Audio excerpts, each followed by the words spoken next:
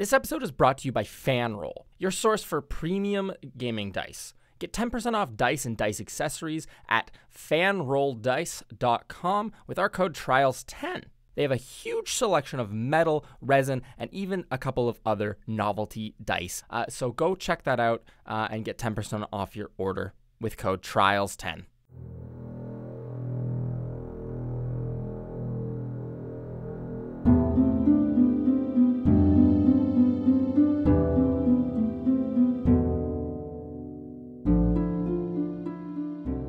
Welcome to Conversations and Catapults. I'm your host, Nathan, and today I'm joined by some professional devil hunters. Say hello, devil hunters. Hello, I hunt devils for a living. It pays pretty well, and my name is Ben.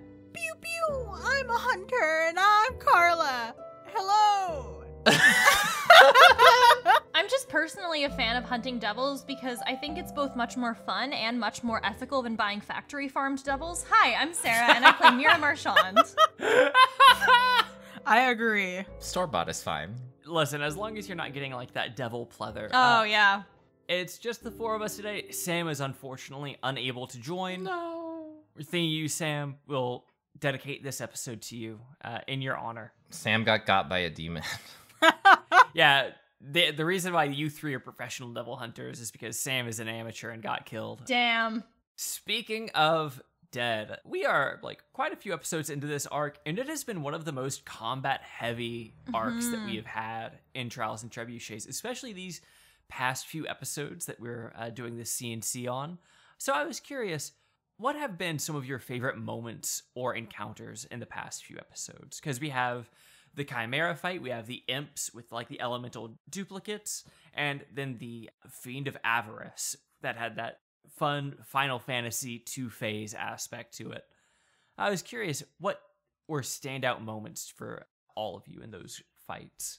I may just have like Fire Emblem brain rot, but I always enjoy when there's a boss fight and you have a moment where the boss appears to have been defeated, and what's this? No, they're back and even more powerful than last time. So I had a blast with the second phase of the Fiend of Avarice fight where he's riding a phoenix. I thought that was super awesome. That whole fight was just a blast. Great time.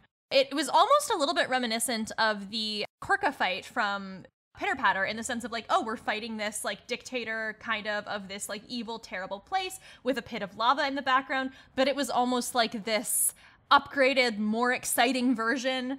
So it was really cool. Love that fight. Yeah, Integrity is flying around the battlefield instead of disguising Oh herself as my like another henchman. Like, Gosh, flying is amazing! I am hooked! I'll stop taking flying potions, I swear. Just after this one. yeah, you lose the remaining gold that you got from killing the Fiend of Avarice, and it turns out Integrity just has a closet full of flying potions. Honestly, yeah, at this point, that is where I'm going to invest all my money. I'm going to create like a factory just making flying potions, like in Shrek, but just for flying potions.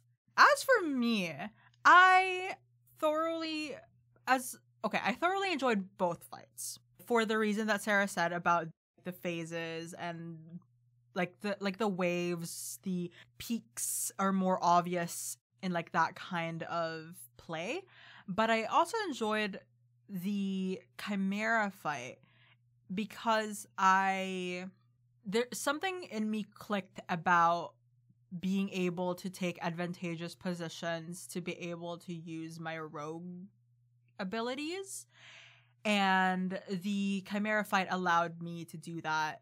Like getting under and getting up close to this creature, even like knowing that this is my place as a tiefling where I can continue burning, so it's fine for me to not take an action to remove that and just fight in this moment. And I think that was like really cool because like Integrity feels like she was in her element, and I was just able to play around with that. You've been so strategic in fights lately, Carla, and I feel like it's been such a blast to play next to. Like, it's been very cool to see all of the stuff you can do, and so giving you the ability to fly in this one with the potion you took, I think was such a fun culmination of that. A big aspect of, like, everything really clicking, I think, and let me know if I'm off base here, But I think a huge aspect is that this is the first time in the entire podcast where we've had another person who can be on the front lines the same way that Integrity can be. 100. And so you have Absolutely way more true. opportunities for sneak attack. Yeah, without Boo, we would be seeing far less of that sneak attack damage. Yeah. Unless like I put myself like in advantageous situations, like using hide more and stuff like that. But it's like a good introduction into that part of play for a rogue, because I get to have another martial Companion. companion Yeah. who can get up close and get dirty. Yeah. I did like a Yeah. stabbing thing. Like, I Thank didn't you. just This make is a an audio random medium. sound. Oh my god. I really enjoy when combats subvert expectations. So like in the fight with the Fiend of Avarice, there was that whole transition into phase 2. I was like, initially when we killed him, I initially thought, wow, this was a pretty good combat. I thought it was one and done. They're dead. We can move on with what we're doing. And then Luke was like, no, I'm going to increase it a little bit more by having them ride a phoenix. And then I was just like, oh god, we are probably going to fucking die. I thought one of you absolutely was. I was like, oh, this is a player character death written all over it. But surprisingly, no. Now, Ben, you have been doing a great job with Boo and like his fighter kit and all of that stuff. Do you think you're going to miss his abilities when you switch over to Winsler? Or do you miss having like that huge arsenal that Winsler has at his disposal? Winsler has never been the best at combat. He either does one thing really good and then that's it, or he doesn't really do much of anything and kind of like flounders around a little bit. With Boo, I like it because Boo has so many tools to use that are like unique that Winsler does not have.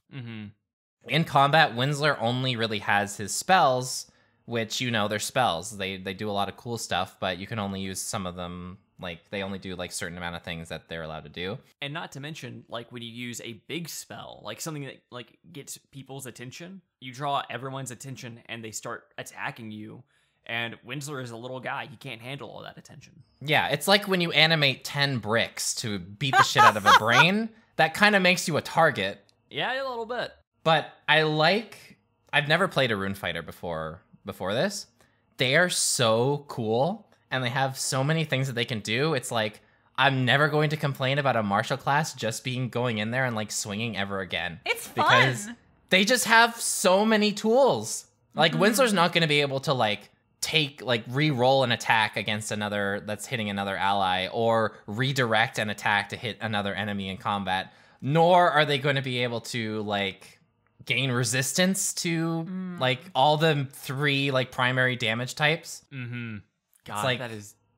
I'm going to miss that because I have been so combat starved, and I am living for this.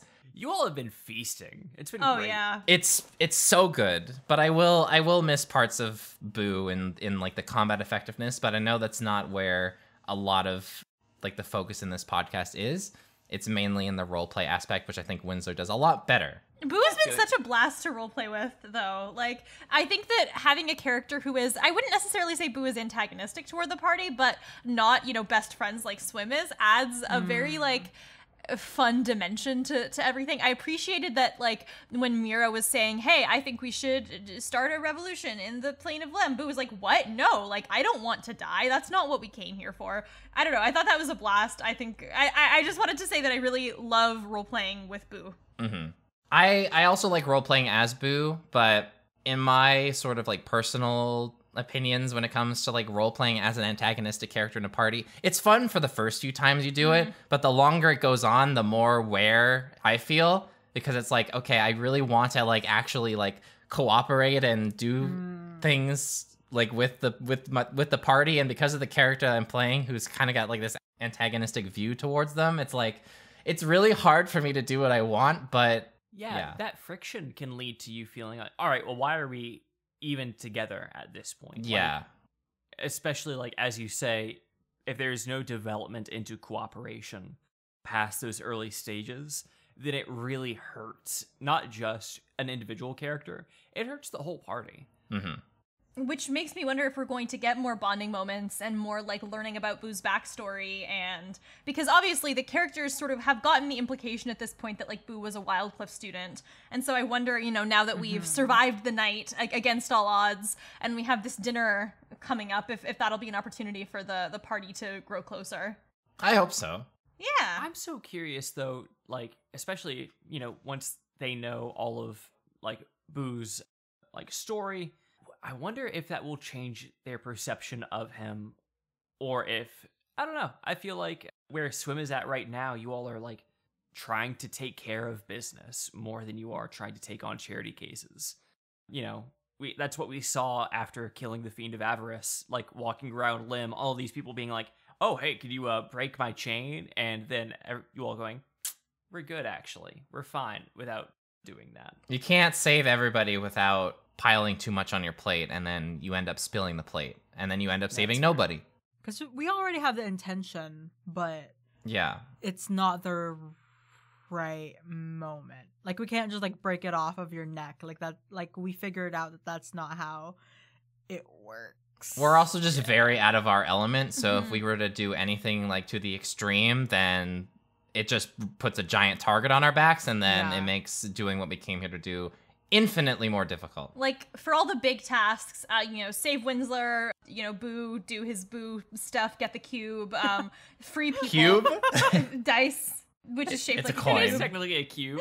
For him to get his D6. die. Oh, no, the coin. My Damn point it. being that we kind of get one shot at the big things, and we can't waste it. We have to be very strategic about where we use it if we want to accomplish all of those goals, which is also like quite difficult, I think, from a character perspective of like, well, hey, it sucks to want to be able to help as many people as possible and not be able to do that right now. Just from the perspective of like characters who are heroic and want to help people. So I think that's been very fun to engage with. Mm-hmm. Yeah, that's a very good point. It honestly made me very curious about how you all felt as players, like seeing a situation where you didn't feel like you could really help without shooting yourself in the foot. And I say that because as a player, I usually get frustrated at these points because I want to do everything. Like, I want to 100% the game, so to speak. But I think you all are much wiser than me going into this, being like, we can't save everyone here. This is like too much for us. I don't know. How did it make you feel in the actual moment? Like having to do that multiple times with multiple NPCs. Like, just in the recent Yeah, in the recent.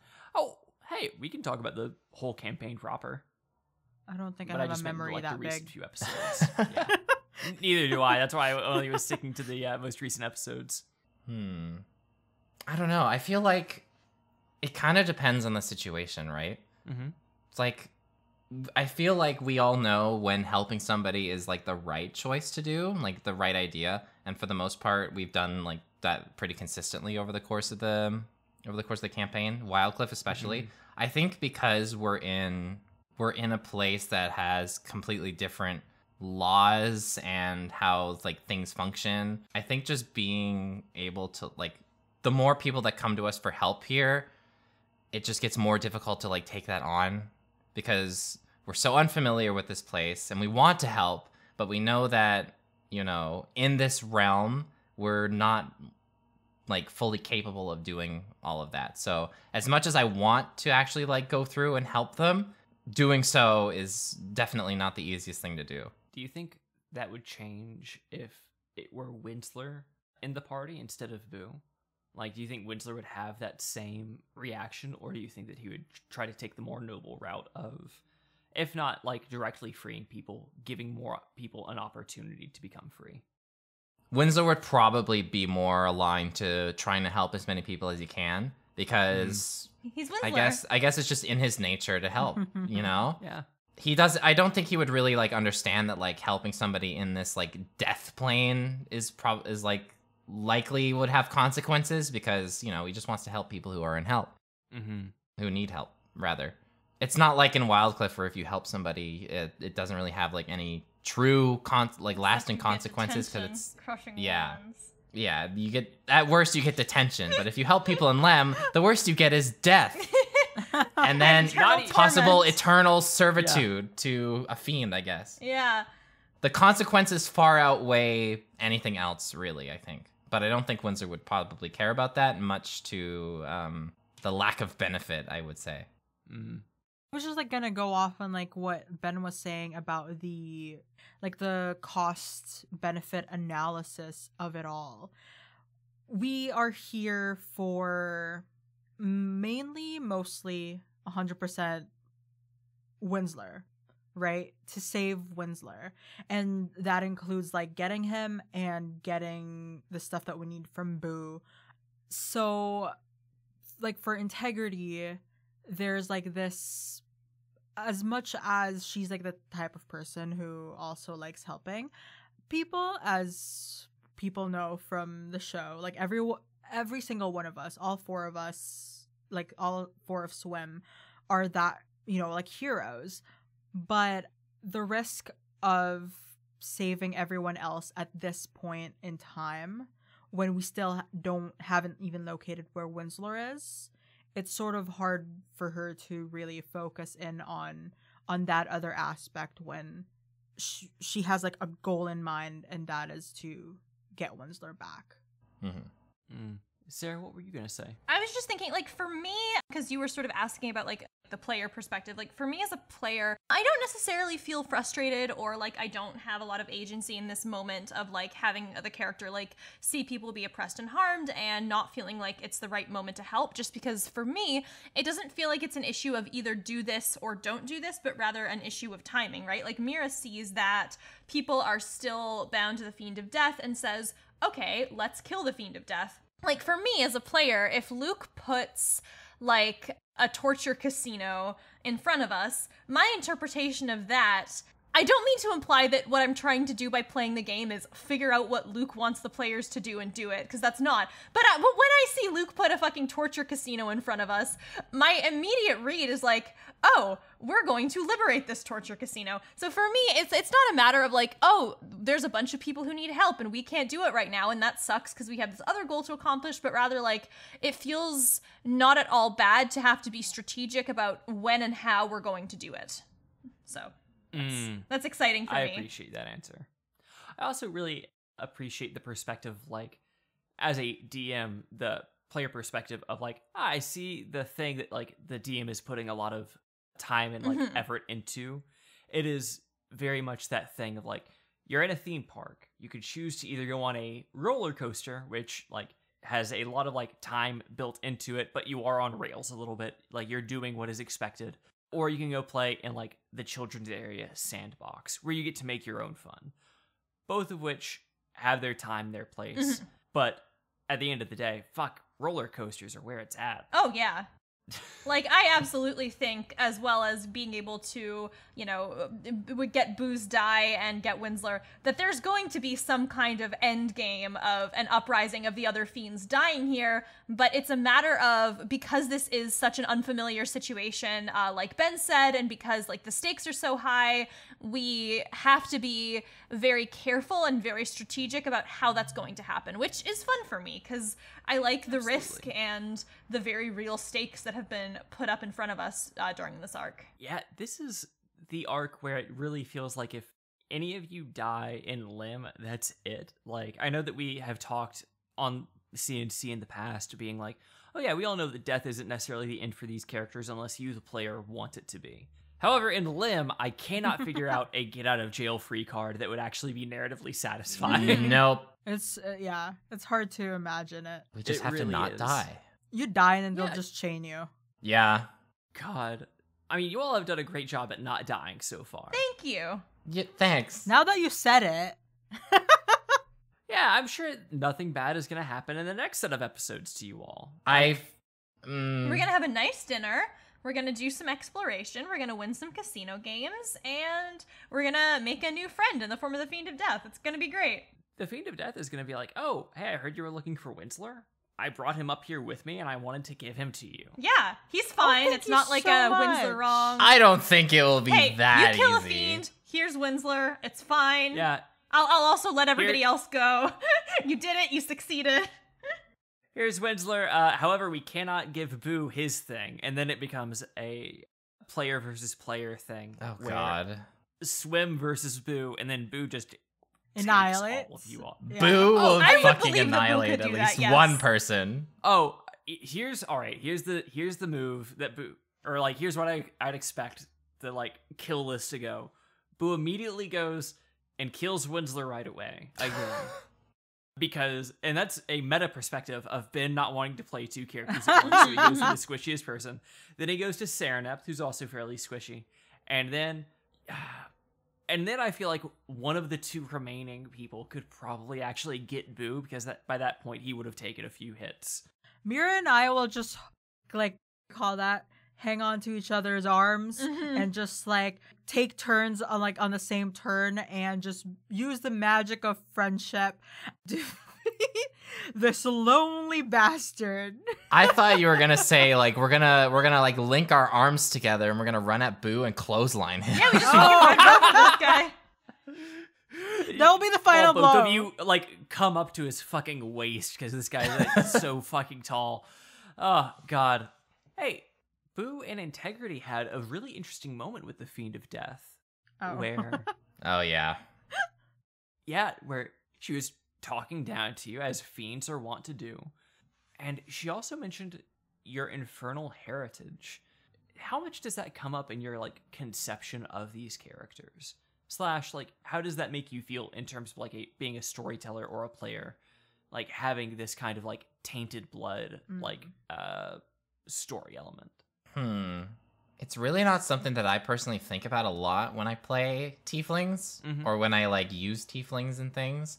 It's like the one thing that I just like kind of forget about, mainly because I don't know if I'm the kind of person who uses demons or devils that often. Oh, interesting. So for me, it's just kind of like, okay, this is a factor in like this character, but unless like the DM is like actively using it, then it's just kind of completely out of my mind. But it's very interesting for that to be brought up, and I wonder if the Fiend of Death was like meaning that in like a pretty rude way. Like profiling? Yeah. It felt kind of She's a hard bit to rude. read what their intentions about that were. She's not a nice person. No. As I would expect of fiends. Integrity. Oh, I love that scene. That scene was so funny in my head. I was like, what the frick are you talking about right now? Like, I'm so confused. Infernal heritage. I'm just a girl who happens to have horns And a orange tail. skin, and a tail. But the thing is, like, for Integrity, when I was creating her character, because this is like my first ever character that I knew was going to be for the long haul, like I went by the book of reading what the background of this person is, like what a tiefling is, and I think like initially I strongly use that to impact who Integrity is. Like I remember when I was like writing her, there is like a part of my backstory that sort of touches upon that, of like how like childhood was for her because of that. Because I also had to like think about my lineage and family. Because Integrity's was, parents are humans. Yes. So I had to like, it was like a part of Integrity that I had to think about. So when like having this connection with Lem and the Fiend of Death speaking about it, like there's like sort of like connection made there, but the pride of Integrity based on like how I imagine her childhood was with this kind of background informed like how I interacted with her. Like I'm gonna be sarcastic with you. Like I don't like I know that I am a tiefling with like tainted blood, but you can't just like speak to me that way, because even though she knows that this is this fiend's territory, she is like her pride and like Integrity's pride and Integrity's like self-reflection or self-image of herself is far more than what this fiend thinks of her. I don't know if that answers the question. It is not simply boiled down to a simple thing. It's nuanced. Really? No, not at all. Yes. There are lots of nuance. What is nuance? But That's my new character. Nuance? that's a good fucking name. That's a great name. for Yeah, either you would name a or character that, place. Nathan.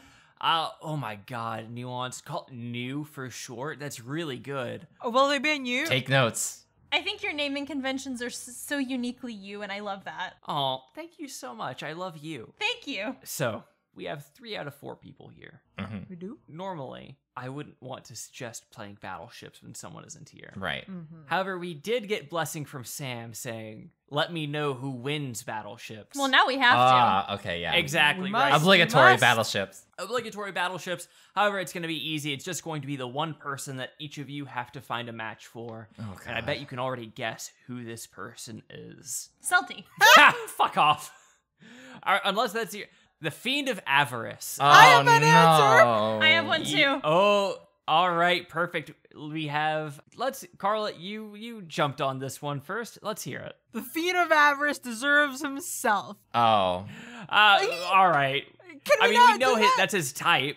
Yes. Okay. I'm my own Okay, type. do you want me to give you another dead-looking elf? Then I guess, Artists. not artist, Not Altine. not Altine. What other dead Fidan? elf do we Algrim? know of? Fidan. Algrim. Who are the other Adeline. elves? Adeline. Adeline's not an elf, She's not an elf? right? Is she? She's not? She's either an elf or a half elf. Okay. Okay, if that's the case then let's say Adeline, okay? She's like an elf or a partial elf. I think and is I dead. think Adeline is an elf. And I think that she has the tendency to be, like a player, because clearly playing games with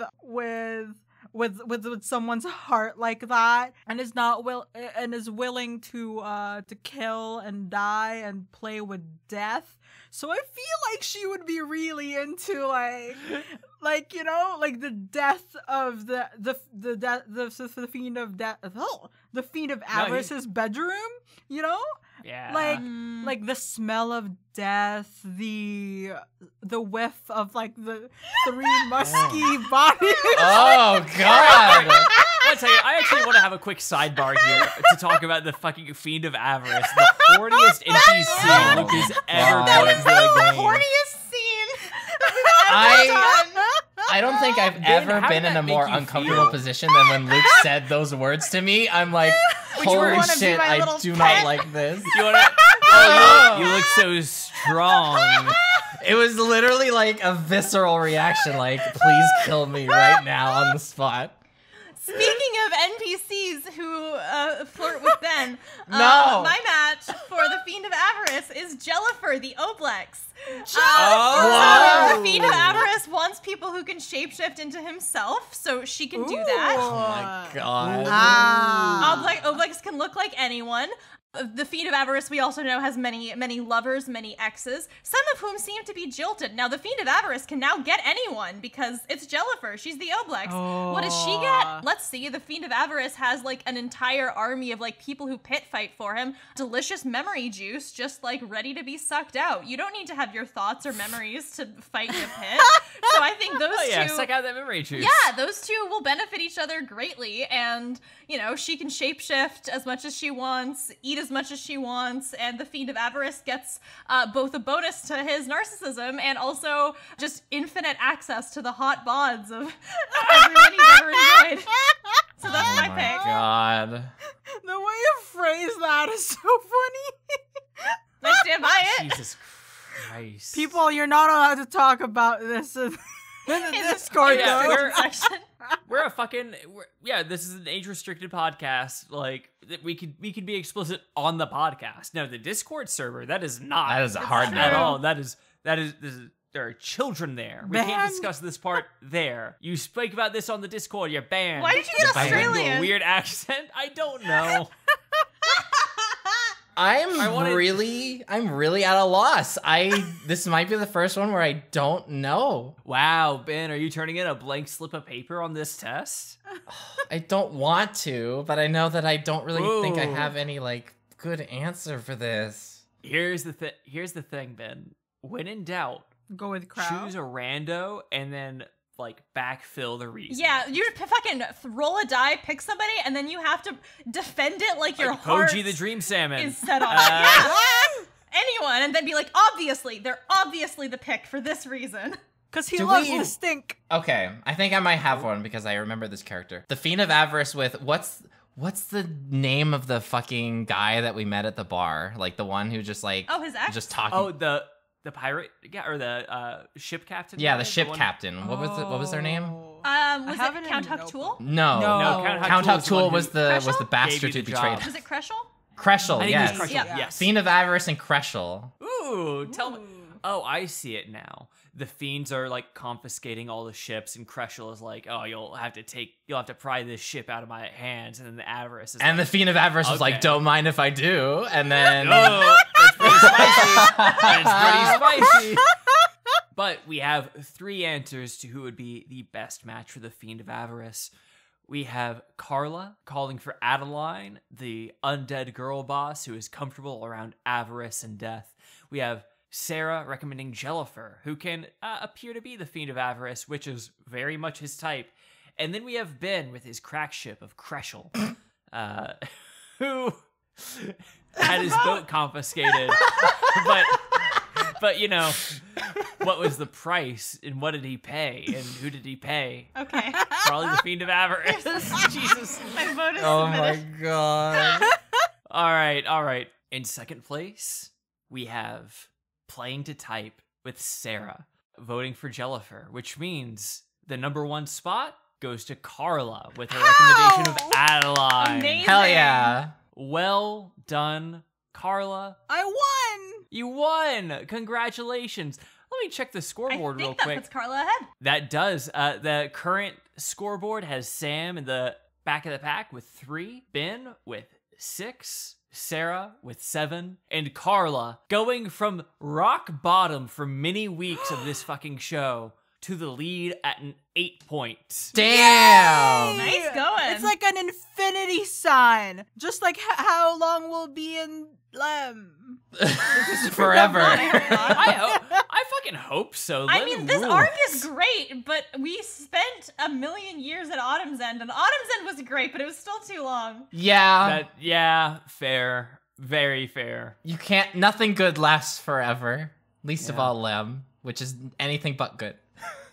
I have one final question, and it's a bit more like directed to you all as like co-creators or like co-writers rather than players. But I wanted to talk to you about what you think about Lem as a set piece, especially compared to other planes that we've been to now that we've had some time there. Like compared to Isithil, or, and this isn't a separate plane, but Nebulosis was a very different setting as well, that to the point that I think it fits. I'm curious both how you feel about it and also how you feel because it is so hell-like without being hell. There are people being punished, and it's difficult to say whether they truly deserve it. Unlike most depictions of hell, where all of the people who would be serving you, all the people who would be like bound to Lem, those would all be like horrible people, like desperate sinners. Lem doesn't have that. They're just people in debt. Well, that's such a good point about like who is being tormented in this situation. And I think it's like that because it feels like a culmination of one of the themes in the show, which is like this theme of like class and class differences, which is something we see pop up over and over and over again. We saw it a lot in like Autumn's End. We saw it with like Crow and his company town. The fact that I think that this statement that like the worst imagination of hell is an exaggerated version of existing class systems is very in line with our themes. A really cool choice on Luke's part, and one of the things I really like about Lem is the set piece. Very thoughtful answer, Sarah. I just like the unique spin on hell. I think it's a very like interesting sort of divergence from what a typical hell would be. I think it's like it's flashy. It's like it's eye-catching. It's not something that I would expect, and I'm always one for having my expectations subverted. So I'm always just interested to see more of what Luke has for the planes and different settings and such. I always just want to see more, and this is just a good example of like this is just good fun. I really like his I also really like the area that you're in right now, having those like 3 fiends of avarice, whimsy, and death. The rule of being 3. the defining things. Yeah, the rule of 3. And also like choosing those specific archetypes or ideals to be like the shapers of this space, I think is a really interesting choice. Sorry for jumping in there over you, Carla. I just had that thought and had to get it out. Oh no, I don't think I was even saying anything. But I really like this set piece. I love how absurd it is. I enjoy that Lem is basically Las Vegas turned to 5 million. And the underlying mystery of this place, because I feel like there is constantly the feeling of a stone left untouched. Like there's something to uncover constantly, even though it's, you know, like how we're exploring this world versus how we explored Isethel. Like Isethel is very like happy dandy, beautiful trees and really cool Still people. dangerous. Yes. But it'll look beautiful while it's killing you. Yeah.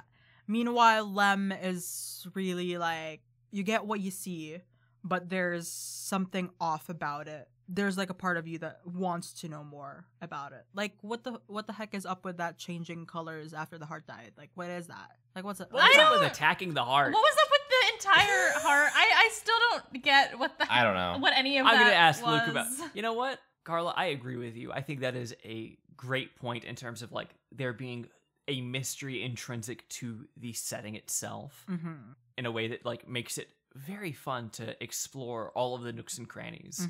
And I am now going to leave you all to explore some of those nooks and crannies with our dungeon master, Luke. Thank you all so much for joining me. Thank you. And Thank you Thank for hosting. having us. Don't get lost in the winding maze. oh, here I go into the winding maze. Oh, goodbye.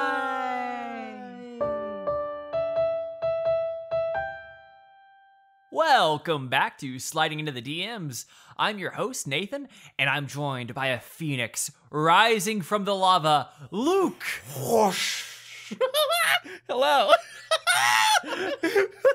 Wow, that's I the waste, common- I used all the sound effect budget on the sound effects and not the voice. So hello.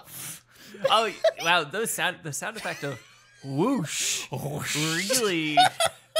They can't tell that you raised your arms, Luke. This is an audio medium. I forgot to say the Phoenix's name when we were actually recording. The Phoenix has a name? The Phoenix does have a name, and I was like, oh, he needs to tell them his name so that if he shows up, if they ever meet him later, or if they ever need him later, they could be like, we have a friend, he's a Phoenix. And I just completely spaced on him being like, my name is Elkanezer. I might edit that in. So, listener, if the Phoenix said his name, now you know. Listener, this is why you tune into Conversations in Catapults. Can you believe that not every listener does this? Can you believe crazy? it? A high What they're proportion missing does. out on. A super high proportion does. Does not surprise me. We make a great show. Uh-huh. You do. Well, let's get right into this great show. Luke, first question. Why are these episodes so fucking horny? Well, we can cut that if it's not. no, that isn't kosher. we need to address it. Everyone's thinking it. You all heard the last part, first part of the CNC. Yeah, I heard about everyone being dressed up in like slick, sexy suits, Yes. and then the Fiend of Avarice, who has orgies all the time, apparently. Look at one of your player characters. You looked at your Yes. friend, rather, Yes. and said, Yes. I want you to be my little pet. You I look will- so strong. I will never miss a chance to flirt with Ben.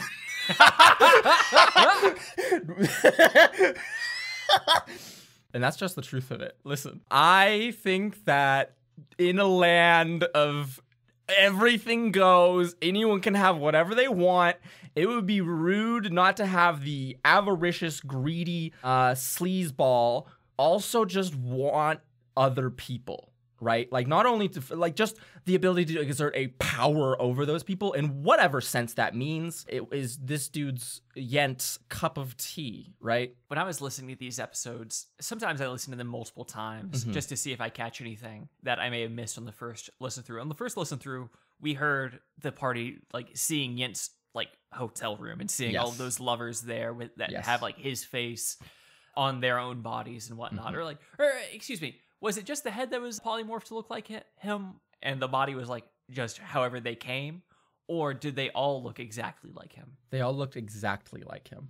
See, then I listened to that a second time, and I was like, does this guy have a multiple body situation thing going on? Where if he gets someone's, like, you know, the testament of their love for him, then he gets access to their body. Yeah. If he The dies. keen-eared would recognize that whenever Yent was damaged in the combat, he wasn't bleeding blood, he was bleeding gold. And then when they go and investigate his room, the body with the head cut off is just almost like a gold statue with like skin on top of it. So yes, the exertion of the magic is you are my lover, and you're also like a duplicate backup life force for me.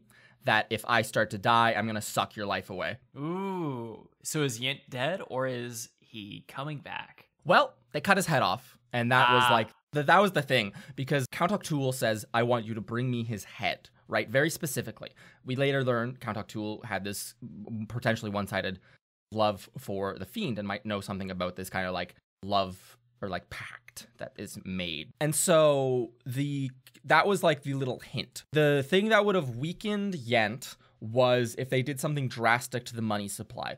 Destroying the heart in the way that they didn't do that in the way that they might have hoped it was. Okay. I can look back on that kind of like situation with the heart and kind of say like, sometimes I present the players with like just this very nebulous thing, right? And part of the fun for me with that is seeing just how they want to engage with it. And I have some very like very sparse guidelines on how I want the interaction to be possible, right? For example, Mira can cast sending or message or whatever, some sort of like telepathic communication with this thing. That would be possible, right? But it isn't like that was all of the money in the plane just funnels through that, right? That was like a small subset. We'll be seeing more on the subject of those things. And I know people in the audience have also pointed out like, oh, it has organs? Is that just like the Plane of Lem having organs? Is the plane alive? I was thinking like the plane itself is like set out in the shape of a body. And like that it's the Plane of Lem because it's literally Lem's body. It's their body. That would be fascinating. Most of the other deities that in my conception were supposed to be like abstract, like higher powers, maybe not even like obviously an existent force, but maybe not corporeal in force. And the fact of this little trickery, like mischievous person, this god, I feel with Lem, and this isn't showing my hand, I swear. I feel like with Lem, it's almost necessary for that deity to be corporeal in some manner, in a way that like you can just look at the plane of Isithil and see all the plants, see the nature, see the animals, see the things that live there, and almost like, oh, this is the essence. In essence, this is Isithil, and Isithil is in all of this stuff in like a super, the circle of life kind of way. But, and like that kind of like abstract notion of what a deity is works there. But here with very tangible stuff, money is a very tangible thing. Who wants money? Obviously the gods used to, at least in some part, be corporeal because they literally would gamble with one another in this exact betting house. And so like the idea that this dude is still kicking it around in some fashion, it is deliberate and entices me greatly. And I cannot wait to get to more of that like heart sitting around and like the other components of that. Yeah, the heart was very interesting to me. Were you expecting Sereneth to just murk it straight out, or to just attack it right away? It pleased me greatly. And there was also the background where Sereneth was like, I'm gonna try to send some lightning back into this direction. I was like, that is a very funky, silly, goofy move. And then Ben was like, I also have a plan. If that doesn't work, I'm gonna stab it. And I was like, awesome, amazing. You're not even trying to like communicate. You just want to kill it. He's a fighter. What do fighters do, Luke? You play one. But so anyways, the conception with the heart, or their understanding of the heart, was if we break this thing, maybe it will have some effect on the currency flow. Not so, but if they had done something drastic upstairs, like maybe win a lot of money and like take a lot of money away from the house, as it were, that would have upset things. Or in some way, like gotten people to leave in mass, or like take a lot of, like, it's like the concept of like the bank doesn't have enough money to pay out everyone's bank accounts if they try to take their money all at once and do a bank run. Like if they had convinced people on the floor to do something like that in some sort of like mass exodus willingly, that would have had an effect on it. And like that was like a very nebulously connected. I only hinted this once when I asked them in episode 210, do you guys want to go back up to like the duplicity floor? And they were all like, no. And I was like, yeah, that's silly. Why would you want to do that? But the thing there was that it was going to like lower his stats, like a proportion. Fascinating. Yes. So what was his like stat block starting off? So he was a modified like Chain Devil. Ooh, great I choice. pumped up his stats a little bit, and then I gave him the Chain Devil has a reaction which is just Unnerving Mask, which I believe lets you like redirect an attack. I have it right here. I can just try it. The devil creates an illusion to look like one of the creatures departed. I kept that part. If the creature can see it, needs to make a saving throw or be frightened.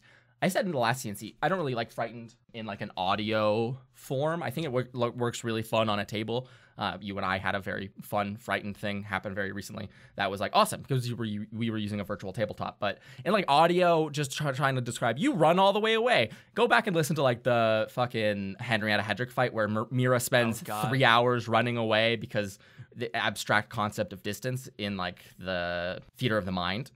But I changed it from that and being frightened to just, it would impose disadvantage. I did this deliberately as an anti-boo measure, which is why I exclusively used it against him. And I also used it as a way to introduce like the backstory elements of like these people that Boo has lost, right? And to make it very explicit. Great way of using combat as a form of exposition. I think that is masterfully done and an opportunity that all you DMs at home, like, learn from this. Yes. Yeah, combat is a tool to be used for telling this story. It is not a thing that just happens because you're playing the game that has combat. Alternatively, if you happen to put a room full of an imp and some mephits, which are utterly low level under CR1, against your level 11 party, and if a fight breaks out, do expect it to just be a fight where they could show off how cool they are using 6th level spells and just killing them all really instantaneously. Like understanding how bad it can be and then just being like, I want to skip this encounter. The thing with that is that it was so funny to me is I was hoping that those mephits, those elemental imps were going to roll really high because I was going to use the alternate or the optional rule of mephit summoning where each of them gets to summon 6 more mephits. Yes. Which it goes from a 6 times 6 immediately escalates to 36 little imps in a room. And the thing there is I didn't expect them to do much damage, but when they die, they all explode into like a mess. And I just wanted to like tax them a few hit points on the way into that fight. Just wear them like down a little bit. Yeah, in a really easy, simple way. I had no illusions that that would be a threatening or difficult encounter. God, you say that, but all it takes is like bad die rolls on the part of the players and then unreasonably lucky die rolls on the part of the DM. It's true. Unreasonably lucky die rolls, the fight with Yent himself, I was rolling so amazingly. That was like crit after crit after crit. I love it when that happens. I think it's good when a DM has that, but that's also because I DM mostly. So yeah. It was fun. I really did like that fight, and so yeah. Tell me about like the phasic. Yeah, like, planning out encounters where you like have a distinct one phase and then second phase. Yeah. So this is the first time I've ever done something quite like that in very explicit terms, been like phase 1, phase 2. The only other time that I can think of that I did something kind of like phases was way back in Faint of Heart with Nesca, where she had like different possibilities of what the boss fight would be, and then even in the boss fight that happened wasn't like as written in the thing. I kind of like stole from the other two anyways and tried to introduce like a couple different phases where she like summoned up some human Nescas or some like from like the urn, some clones. But like that wasn't explicit phases. Here I did try with explicit phases, which is something I've been like thinking about a lot because I think it like makes for a very dynamic boss fight. We had a really cool arena, and I liked the kind of like complexity of what was going on. That was sick. Like, yeah, their plan with how they were going to approach was awesome. And so I think that if you're going to put like obviously I've put these 3 fiends at the, like, with targets on their backs, obviously. I have prepared for what they will be, and if they are to be fought, what that fight will be.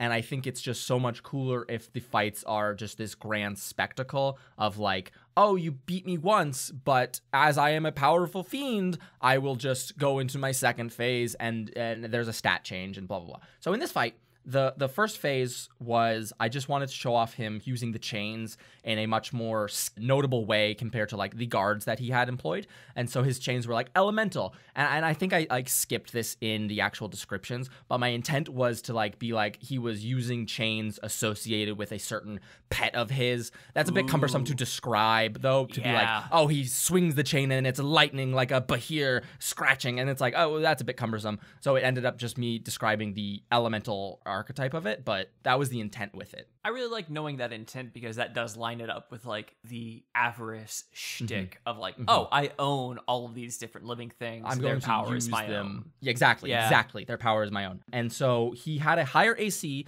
and like the normal, I think like 85, like not a lot of HP. But he had like a higher AC and he was doing like higher per round damage and of that elemental type. And it was random, which was nice instead of just being like, I'm going to make it fire type and lightning type so that everyone's always resistant.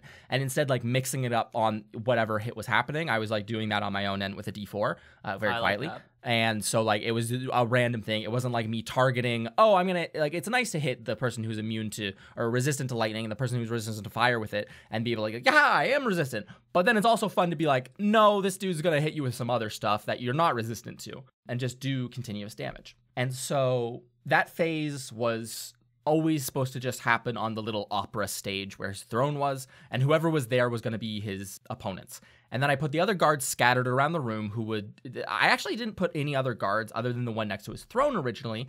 And then we luckily had a break between, we recorded 209 and 210 and then 211 and 212 separately. And so I got a chance to like revise the encounter a little bit. So I added extra guards to kind of deal with Integrity and Mira. Which was very fun. It was very fun. I loved how you adjudicated with Crown of Madness and the other like guard who didn't get crowned. Yes. To be like, you know what? I always hated you. I'm getting rid of you. The fucking craziest thing, the funniest thing about that in like a story perspective is that moments after that happens, they are all freed, right? Yep. And then this dude just has to live with that for the rest of his life. His friend, his coworker was so close to escaping in quotation marks. Yeah. As like, you know, people were getting scooped up. Yeah. Yeah. And so then I was like, once he reaches this damage threshold, and then he's going to switch to phase 2. And then we got into this really awkward spot where I was like, he's almost dead. And so Mira and Boo and Seraph were like, I'm going to hit him with everything. So I was like, oh, he's going into like negative hit points because he should technically be dead right now. But when he died, he was just going to immediately come back. So I ended up to like be fair to my players in the fact that I was describing he's almost dead. He's not dead yet. Oh, that killed him. I just took whatever damage they did and subtracted it from his second phase HP. That made sense. Yeah, I could see that happening. He started with like, I think he had like 40 HP left by the time phase 2 formally started. And so the other thing was this entire time, I mentioned this last time, flipping through the monster manual and any other like monster sources and being like, what's a cool monster? What's something that this dude would, a collector as it were, would have, right? A Phoenix is something I've always wanted to use ever since like Tome of Foes came out in like 2019. The Elder Elementals are just so cool to me. They're sick. And the Phoenix is a reasonable CR. They can take a level 11 Phoenix, especially if they're not trying to focus it down, right? That was my one thing. I was worried that they were going to ignore the Fiend of Avarice Yent after the Phoenix showed up and just attack his mount, which happened a tiny bit, but not a super ton, which I'm very thankful for, because then it would have turned into a slaughter quite quickly. But this idea of like the Phoenix was kind of like what made me choose the Chimera and the Flame Skull and everything else being fire already. Oh, and that's interesting. So there's like imp stuff that we're going to get into presumably in this arc because it's important to like the grand scheme of things. Is that a weird spoiler? Is that something? No. Is that anything? Okay. Tell me about the imp stuff. I can't. The only hint I might give is that the elemental imps called Hippity, the imp that was slaughtered, their mother, and then Hippity was also crying over the Chimera and called it their child. So that's like all I can point to really. Fascinating. But like the magma methods or magma elemental imps were supposed to be like kind of like a hint as to what is on the other side of this door. Like all the fire stuff is hinting at like there's presumably they just stuck that to be like, oh, there's lava here and it's I thought it was hell, just a right? hell thing. Yeah. Yep. And so him having shackled a powerful fire elemental to his will is like what permitted him to like essentially like deck out his domain and like with all this fire stuff, right? That was the intent with that. And so like having the Phoenix and then like pulling the massive chain out of the lava lowering and this giant bird emerging, just awesome, just fantastic. I love the lava being displaced. I think that was so. I was really glad I did that because there was a moment where I was describing the chain and they were like, oh, fuck. And then like the lava lowers and I like Sarah and Ben were like, oh, shit. Right? Like, obviously that is like a very visceral, like something fucking big is coming for us. Yep. And that is exactly what I was going for. There was just like a pomp or like a certain amount of fanfare in this past fight that was like perfect. The setting, the characters, the events, everything go ahead. It just felt like a boss battle, right? Yeah, it was great. It was like the best it could have gone, I think. And what's so nice about that too is that this boss battle was incredible, but you also led up to it with really interesting and fun encounters beforehand that, while not as dramatic, were still very good at like setting the tension and the tone of like, oh, we should take this very seriously because we as players recognize this is a boss. Like, we're getting paid a wild amount of money to kill him. Yeah. And now we know like what we can kind of handle and what has worn us down so far. So the fun thing, Nathan, is that there was a small phase 3 that was prepared that we never got. In the event they didn't cut his head off, right? And that would have been him imbibing like the spirit of the Phoenix, like breathing it in, right? And then like being combusted, like him just burning like the Human Torch almost. Sick. Which that would have been sick, but we didn't get that. Luckily, dope as hell. Luckily they cut his head off, right? Which is like awesome. I don't know if that's lucky. Unlucky for him. I'm upset that we missed out on a cooler phase. Oh, it is what it is. And then, so we get that, and then we get this fucking hilarious moment. I don't know how much of the original recording I'm going to leave it in, because I was losing my fucking mind. I was pulling my hair out. I was literally staring at the camera like, be fucking for real. Because I was like, there's a lead on the ground. You pick up this chain. You feel powerful. You feel the control. There's a giant pit of lava before you. What do you want to do? And they were like, I wanna rip it in half. I wanna rip this chain. I was like, are you fucking kidding me? Are you really? There's a massive lava. Come on. I want to get out my Smith's tools and begin to undo like, it link by link. It's one of those moments where I'm like, can you read the script, bro? Listen, sometimes as a DM, you get the box that the puzzle comes in. Yeah. The players only get the pieces that you have doled out. It's true. That being said, sometimes the players look at one puzzle piece and they're like, what do we do with this? Rather than looking at the other puzzle pieces around it. The cool thing is, in the event that they didn't destroy the heart when they came in to interact with it, if possessing that thing, if they had gone back to the heart, they could have gotten so much very handy information that would make any relationships with any of the other fiends completely obsolete. Going back to that thing, they could have been like, where is Winsler Wallaby? Where's Quent Persimmon Pale? No. And the thing would have been like, oh, you have the master's lead. Here's the answers, right? And it would have been done. They would have been like, okay, hurts. We know who to go after now. But they destroyed it, and that was my little like giggle of victory when they did that, because I was like, you destroyed. This is a thing I'm doing in this arc. It was where I'm giving them like their meal, and then I'm making them slap the plate on the ground against their will. Like the Phoenix being like, I can plane shift you guys out of here right now. I can get you guys out of here right now. And they're like, we can't. We have to stay. And he's like, all right, get fucked, and then leaves, right? Or not get fucked, but like, see you later, guys. But like, that's why they didn't get his name, is because he said get fucked to them on his way out. But like this forcing the players to go deeper into the belly of the beast is like a very big kind of like intent here. It really feels like you have a little rat trap with Winsler on like the bait section. And it's just, you're getting closer and closer to getting that bait and then getting trapped along with it. Like, I cannot see this working out well, especially with the chains getting destroyed. Like, Also, God, really good setup in terms of seeding the ships. Yeah. Way before, like, the chains were even, like, on the table. Like, oh, we might lose those.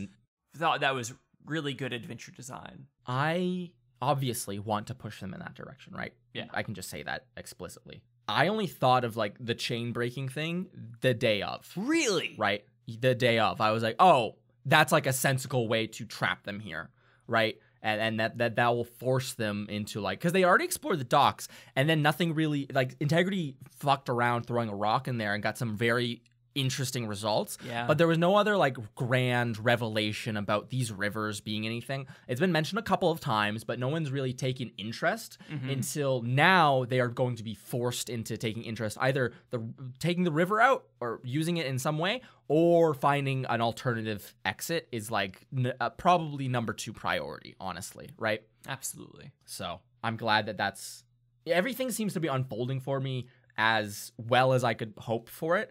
The like kind of like comparison or metaphor of like it's like a rat trap, I think that works perfectly. It's just a very long series of little traps that I'm making them jump through.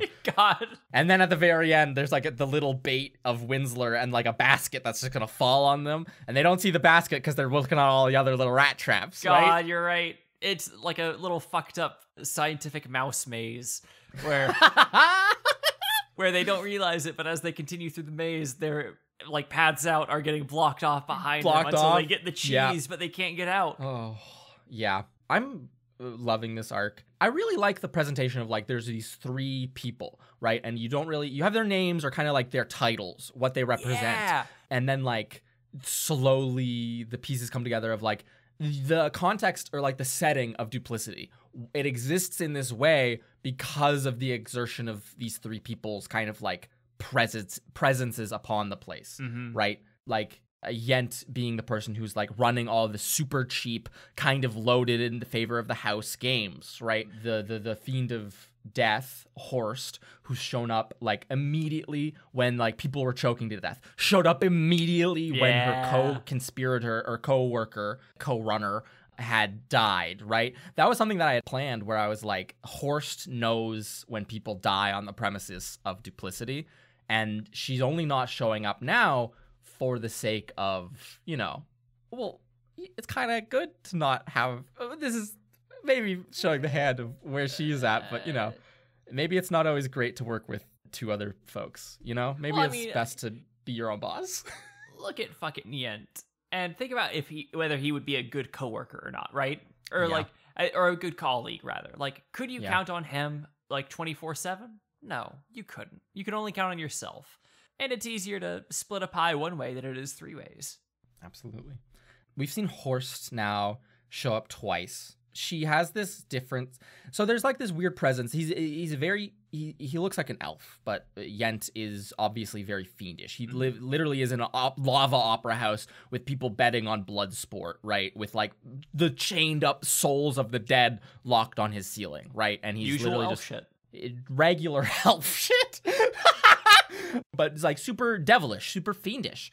And then we have Horst coming in where she's like, at the very start when they're at the concierge, she's like, oh, I'm so sorry for this. I'll get you some free room service. Being like kind, running an operation, running things smoothly. Like, I have to talk to this person. I have to, like, the really kind of like suave manager who's like an absolute like fucking crazy person to work under, but is like super good with the customers. And she like pulls this person off the front desk. And then now we see her like fly over with like these very angelic wings and like this otherworldly kind of like presence or like appearance, and talk about this is a very holy place. I don't know if you caught that. Yeah, this is a holy place because this is still the realm of a god, right? Yeah. Even if it's a hell, even if it's the hells, it's still a holy godly place, and none other than the Fiend of Death will uphold that, which it's just nice to have a different dynamic, right? Absolutely. They're not all just greedy little fiends. No, they're representative of these different ways. I want to characterize them in these different ways. I'm really happy with the way that the